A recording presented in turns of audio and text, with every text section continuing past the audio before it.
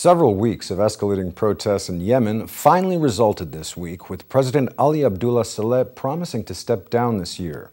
Saleh made his announcement after Yemen's ambassador to the United Nations, Abdullah Alsaidi, resigned, the latest high-ranking member of government to quit in protest against the killing of dozens of demonstrators. Snipers killed up to 52 protesters among crowds that flocked to a sit-in at Sana'a University after Friday prayers last week. The opposition says at least 7 snipers were caught carrying government identity cards, a charge the government has denied. Peaceful demonstrators were shot in cold blood, and 52 persons perished as a result of snipers shooting them from balconies. I thought this is immoral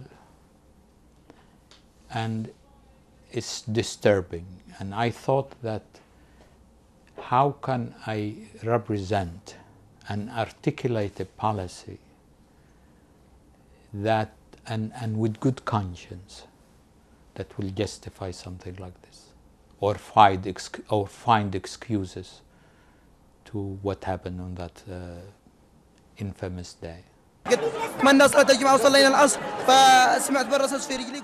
We finished prayers and I felt a shot on my leg. They shot me in both legs 4 times. There are many other people who were shot too.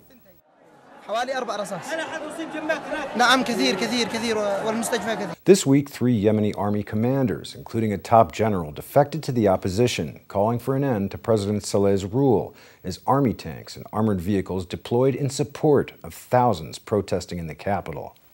I announce on the unit's behalf our peaceful support and solidarity with the youth's revolution, and we support their demands. We will carry on with our duties in maintaining security and stability in the capital. With the defection, it appeared Saleh's support was eroding from every power base in the nation. His own tribe called on him to step down. He fired his entire cabinet ahead of what one government official said was a planned mass resignation, and his ambassador to the UN and human rights minister quit. I am one of the officers of the Interior Ministry, a graduate of the police school of the 24th Brigade, class of '89 to '90. I announced my joining of the youth's revolution in order to bring down this corrupt dictatorial regime. Defying a crackdown after the government called a state of emergency, the opposition has vowed to keep up its pressure to end Saleh's 32-year rule in the poor Arabian Peninsula state, a neighbor of Saudi Arabia and a U.S. ally slated to receive $250 million in military assistance this year. 2 prominent members of Yemen's ruling party resigned last week in protest against the violence, and a day before, the tourism minister and the head of the party's Foreign Affairs Committee quit. Inspired by mass protests, the top of the leaders of Tunisia and Egypt, demonstrators have been demanding for weeks that veteran President Saleh step down.